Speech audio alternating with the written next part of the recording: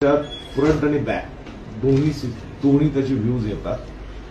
त्या front view मध्ये आपण गाडीवर चलान करणार आहोत। पहिले अनाउन्स करणार 3दा, नाही कुणी आलं तर खाली उतरणार अंमलदार त्याच्यावर चलान करणार। चलान त्यावेळी जर ती व्यक्ती आली, चलान जनरेट झालेलं नाही तर तात्काळ आपण ती गाडी त्या ठिकाणी त्याला हलवायला देणार। कारण आपला हेतू त्याला चलान करणं नसून त्या ठिकाणी ती गाडी काढून घेणं आणि रस्ता मोकळा करून देणं इतर वाहनांसाठी आहे।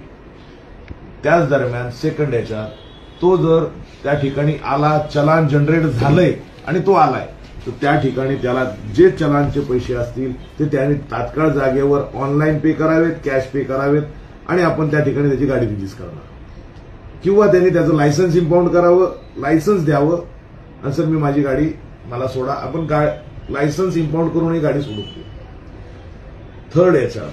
थर्ड केसमध्ये जर ती व्यक्ती आलीये पण गाडी उचलून वरती ठेवण्यात आलेली आहे किंवा गाडी ठेवण्याची प्रोसिजर चालू आहे, गाडीच्या दरम्यान आहे गाडी, तर त्या ठिकाणी गाडी वरती असताना गाडी खाली असेल तर टोविंग चार्जेस लागणार नाही।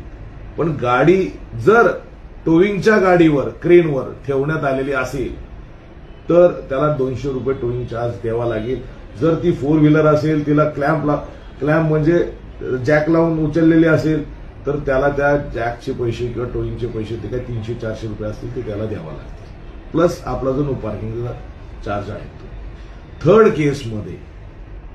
फोर्थ केसमध्ये जर ती व्यक्ती रस्त्याने त्याला दिसतंय की त्याची गाडी टोविंग करत चाललेली आहे, तर त्याच वेळेस त्या इन्चार्जला सांगून सर याच्यात माझी गाडी आहे, मला गाडी माझी द्या अशी विनंती केल्यानंतर आपण त्या क्षणी त्याची गाडी त्याने टोविंग चार्जेस आणि चलानचे जे काय चार्जेस आहेत ते भरल्यानंतर त्या क्षणी त्याच जागेवर आपण त्याची गाडी परत देणार आहोत।